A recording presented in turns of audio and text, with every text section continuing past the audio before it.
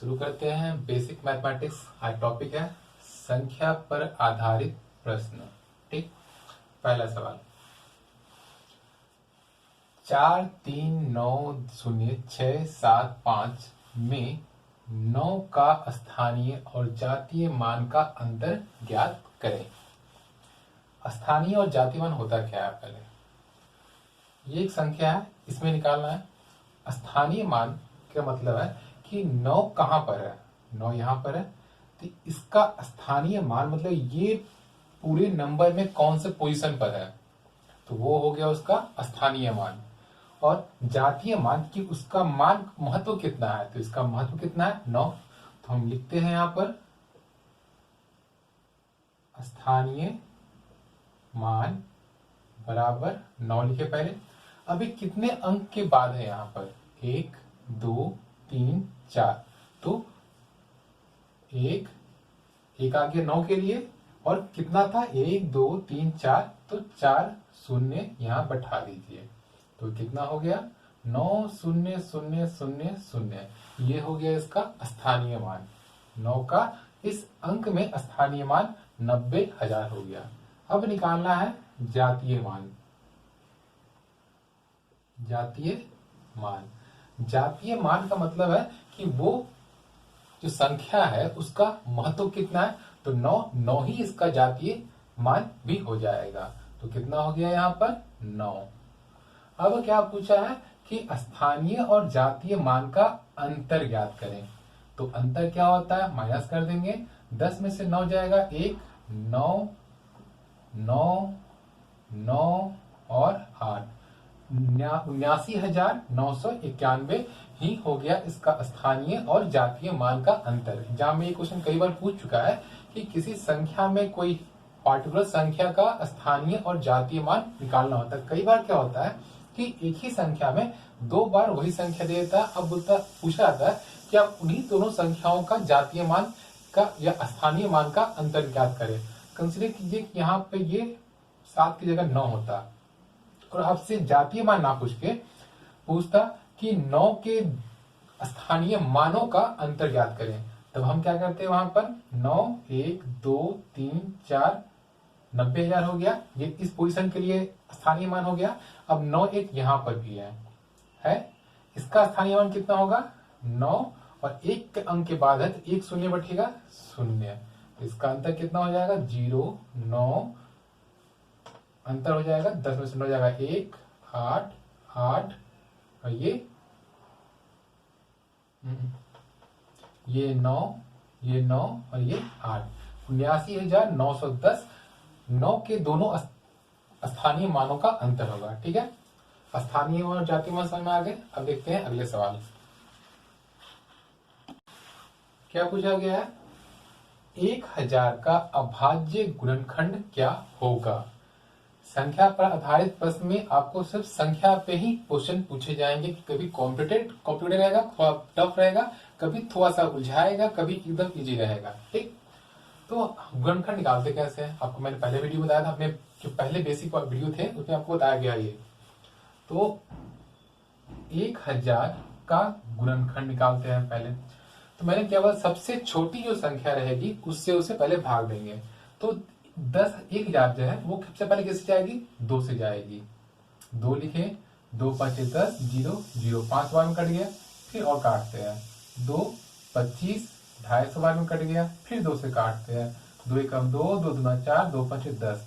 अब ये 2 से नहीं कटेगा। 3 से कटेगा, नहीं कट रहा। 4 नहीं कटा। अब देखते हैं 5 से कट जाएगा। 5 5 दूना 10 5 5 25, फिर 5 से 5 5। तो हमारा गुणनखंड कितना आया, तो इसका अभाज्य गुणनखंड कितना हो जाएगा, सभी को गुना कर दीजिए। 2 गुना 2 गुना 2 गुना 5 गुना 5 गुना 5, यही आपका अभाज्य गुणनखंड होगा। किसका, 1000 का अभाज्य गुणनखंड 2 2 2 5 5 5 का गुणज होगा। अगर ये इस टर्म में दिया है तो आप यही लिखिएगा। ठीक है, समझ में आ गया कैसे निकालते हैं गुणनखंड। अब देखते हैं अगला सवाल। सवाल क्या है, 4 अंकों की न्यूनतम संख्या में वह कौन सी न्यूनतम संख्या जोड़ी जाए ताकि प्राप्त संख्या पूर्णतया 89 से विभाजित हो जाए। तो पहले न्यूनतम संख्या और अधिकतम संख्या होती क्या है। अगर आपसे पूछा जाए कि 4 अंकों की न्यूनतम संख्या कितनी होगी, तो न्यूनतम संख्या सबसे पहले कौन होगा। आपके पास सबसे, मान लीजिए कि हम पूछेंगे 3 अंक का, तो 3 अंक से पहले कौन सी संख्या होती है, 99। 2 अंक इससे ऊपर जाएंगे तो सबसे पहला संख्या कौन सा आता है हमारा, 100 आता है। इसका मतलब क्या समझ में आया आपको कि कोई भी संख्या अंत होती है नंबर्स की, मतलब टर्म के मामले में, तो वो 9 पे खत्म होती है और शुरुआत कहाँ होती है, शून्य शून्य वाले संख्या में शुरू होती है। तो 4 अंक का संख्या पूछ रहा है, तो हमारा सबसे छोटा न्यूनतम संख्या 4 अंक का कौन सा होगा, तो वो 999 सबसे बड़ा संख्या जो होगा 3 अंक का, उसके बाद जो पहला संख्या आएगा वही सबसे छोटा संख्या होगा।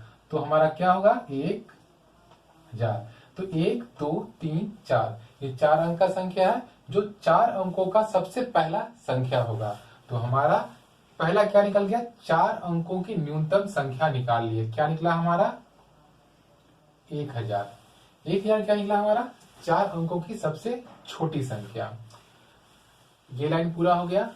उसमें बोला है कि वह कौन सी न्यूनतम संख्या जोड़ी जाए ताकि प्राप्त संख्या पूर्णतया 89 से विभाजित हो जाए। हमें इसमें कौन सी संख्या ऐसा जोड़ेंगे कि वो 89 से पूरा पूरी कट जाए। हम देते हैं भाग इसको।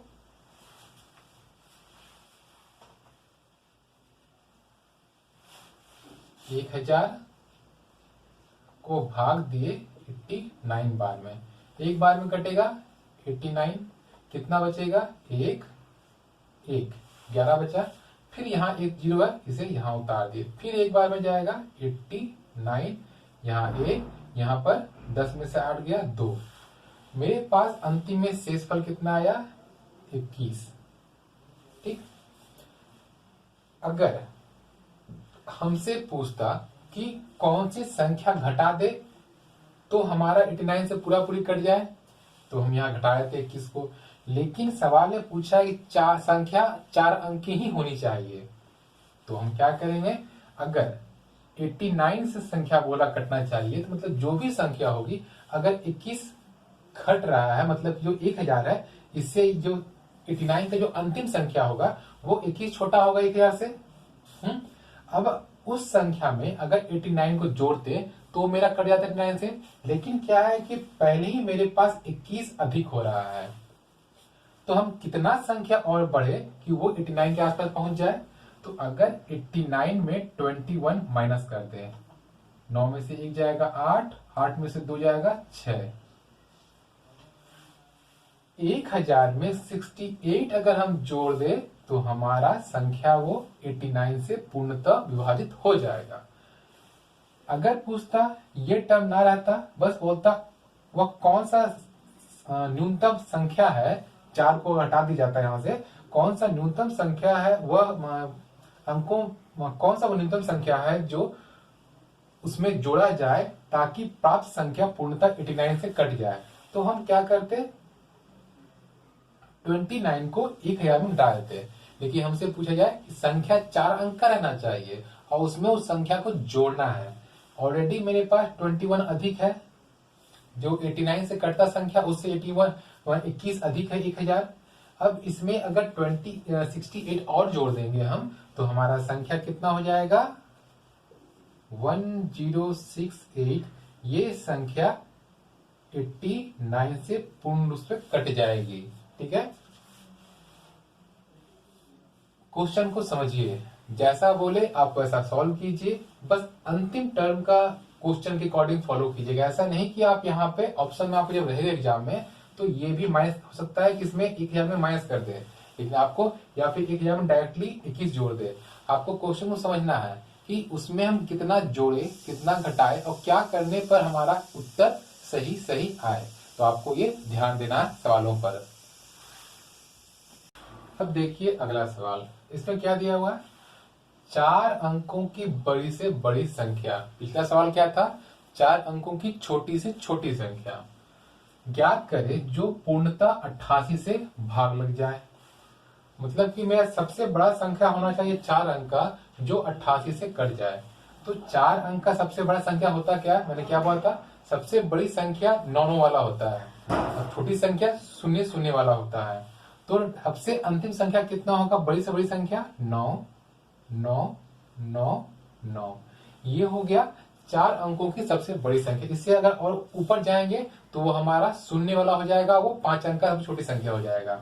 लेकिन हमसे बोला है सबसे बड़ी संख्या 4 अंक का हम निकाल लिए। अब क्या बोला कि उसे 88 से काटना है और वो पूर्ण कटना चाहिए, कुछ बचना नहीं चाहिए हमारे पास। तो उसमें क्या करना पड़ेगा हमको? 88 से काटना है। काटने की तरीका होता है ना भाग देकर उसे, तो हम भाग देते हैं। एक बार में दिए 1 1 9। क्या 2 से जाएगा? नहीं, 1 से ही जाएगा। फिर 88 1 8 3 11 31। फिर देते हैं 9, तो कितने बार में जाएगा? 8 8 8 3 24, 3 बार में करते हैं। 8 3 24 के 4 2 8 3 24 2 26। ये 3 बार में गया। 9 में से 4 जाएगा 5, 11 में से 6 जाएगा, बचा 5 और ये कट गया। हमारा कितना आया? 55 अंतिम में बच जा रहा है। पिछले सवाल में क्या किए थे कि हम इसमें इसको माइनस किए थे और तब उसको मूल संख्या में जोड़े थे, तब वो और ऊपर गया था और वो 4 अंकों का ही संख्या रह गया था। लेकिन अगर ये 9 9 9 9 में अगर हम एक भी पॉइंट भी बढ़ाएंगे तो ये 4 अंक से बढ़ जाएगा। तो हमें करना क्या? घटाना है। तो हमारा देख रहे हैं कि 88 से भाग देने पर ये 55 बच जा रहा है। 55 क्या हो रहा है? बच रहा है। तो अगर हम 9999 में 55 को माइनस कर देंगे तो हमारा क्या बचेगा? संख्या 4 ही अंक का रहेगा। तो वो संख्या क्या हो जाएगी? 9 9 9 9 में से 55 माइनस कर दिए 4 4 9 9। ये संख्या 4 अंक की है, 1 2 3 4। और ये 88 से पूर्णतः कट गया क्योंकि अंतिम में मेरे पास 55 बच रहा था। हम 55 माइनस कर दिए तो हमारा संख्या जो आया वो क्या होगा? 88 से पूर्णतः विभाजित होगी। ठीक है, यहां तक आपको कोई कठिनाई उम्मीद करता हूं नहीं हुई होगी। अगर कोई कठिनाई हो तो कमेंट कर सकते हैं। अगले वीडियो में कुछ और सवाल के साथ फिर आते हैं। धन्यवाद।